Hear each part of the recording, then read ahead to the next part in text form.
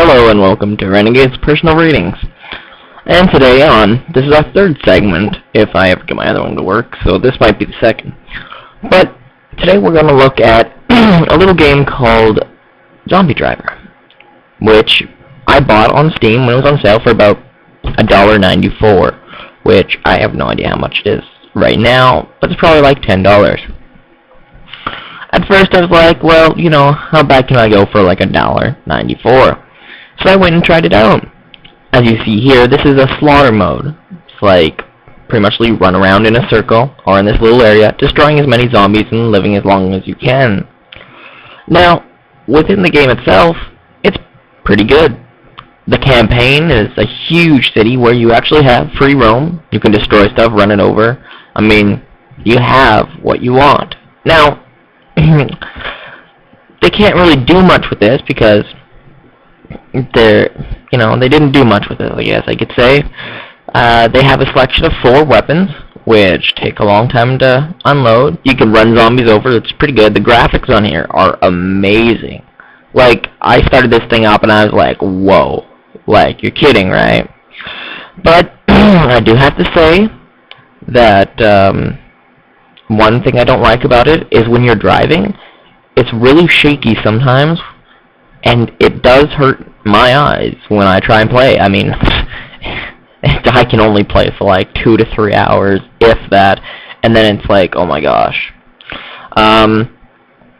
If I would have played it straight, I probably could have beat it all in like 2 to 3 days, because, you know, it's only on one campaign. It does have a fair amount of missions, 20-some missions. There's like 6 slaughter modes. You can compete, but you're never going to ever be with anyone. There's no multiplayer. Once you're done, you're done. There's nothing else you can do except slaughter mode, and you can easily get gold. It's okay. The way they put the weapons in, like you got machine guns, you got flamethrowers, you got a rail gun, which is like a huge laser cannon, and you got nitro. And then you got your fixie stuff. You can upgrade your car with ramming ability, speed, and armor. But yeah, it's pretty nice. Lots of things are made to blow up. I mean, it's not very realistic. I mean, zombies first of all, and oh my gosh, driver. I mean, you got the zombies in here. Like, the zombies in here are pretty normal. It kind of takes from Left 4 Dead. You've got the zombies, normal zombies, which are like the everyday zombies you see in movies. And then you got these zombie thrower dudes. Well, yeah, I'm thinking, what are you thinking, Land of the Dead or something like here? Because they're like throwing hammers, they're throwing cinder blocks, they're throwing pieces of wood at you, and man, they're tough. They're like pretty much the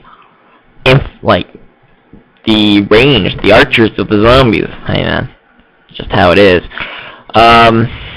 Then you got the zombie dogs. They're pretty fast, pretty dangerous. That's like Resident Evil right there, man. And then they got, I don't even know what these are. They're like Hulk zombies or something like that. So I pretty much think them as the tanks. You know, the tanks in Left 4 Dead. Those big ugly guys. They're pretty strong. I can run them over there with a car. But the way you look at them, they're bigger than you. So you're pretty much ramming it into this thing. You're going to destroy your car, but you don't. Then you got belchers, I think it is, or vomiters. That's another thing from Left 4 Dead. Problem is they explode. You go up to them, you hit them with your vehicle, you die. One thing I like to do is just drive right by them and boom, explode. They could have done a little more on the slaughter modes, because pretty much they just go around and around and around and around. I mean, how interesting is that? And you can only go so long. Every time a new wave comes, it's bigger and badder, and there's more of them, and my gosh. Let's see, what else? There's a couple AI problems, I'd say. There's no speech whatsoever. It's all text. Everything is text. There's no audio. There's no movies, little, cutscenes. There's none of them. It's all, you pick up a guy to rescue him, and it's a picture of his head and some typing. And that's not so cool. They could have done better on that. I think they put everything they had into the graphics, and that's about it. Music is okay. I like that on the ground, where you turn really fast and you leave black marks, skids. They're there for the rest of the game. You get blood. Chunks fly, that's pretty sweet. You can run over everything, pretty much. I mean, yeah, there's certain parts that you can't. There's a fence that you can't run over. One thing I don't understand is, what's up with the blown up cars, people? I mean, if you're going to blow up a car, you might as well kill everything around it. But if they did that, then it would hurt your car, and that's just not cool. And then some guy in his mom's basement would complain, which, is annoying. Let's see. Driving skill, little work on there, people. I mean, you got the handbrake, which is like my space bar. That's pretty sweet, but you turn so rapidly. You can die pretty fast, so one thing I'd say it's really realistic, but a pain in the arse is if you drive into a group of zombies, you start slowing down because you're running over bodies, right? And then you totally get owned. If you don't watch it, you will get owned. So pretty much it's a run and shoot, or shoot and run, whichever you want to go. Your car goes pretty fast. I'm impressed. They made it so you can go fast.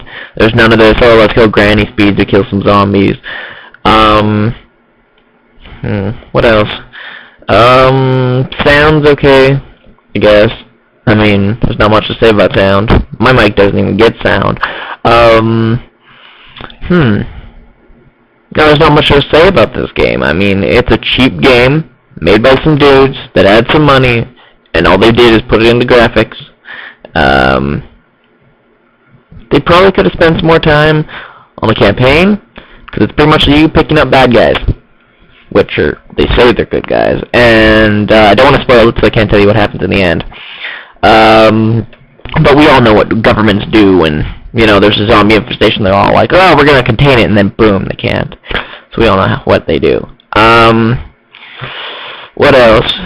Oh, combos. Yes, I forgot. You can get combos in this thing, which are pretty sweet, but if you don't watch out, they disappear fast. Like, you can only have them for so long, and then it's like, oh, restart. Restart the combo. I actually just got the achievement for 100 combos. I drove into a pile of zombies, just kept going.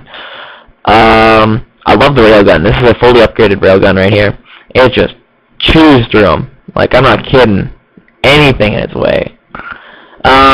When you start dying, they have the graphics, show that, your car is starting on fire, blah, blah, blah. Which, it's kind of weird, because last time I checked, like right here, your car is smoking, which, it sucks. If you get any more damage, your car starts on fire, but you're still alive. Like, last time I checked, if your car is on fire, you will jump out of it, or, it will explode, because there's gas in there. Unless you're like Superman or something like that, then you can live. There's limited ammo, which kind of sucks. I love the machine guns. You just, hold down the button and just totally take them out. But yeah, that is about it for Zombie Driver.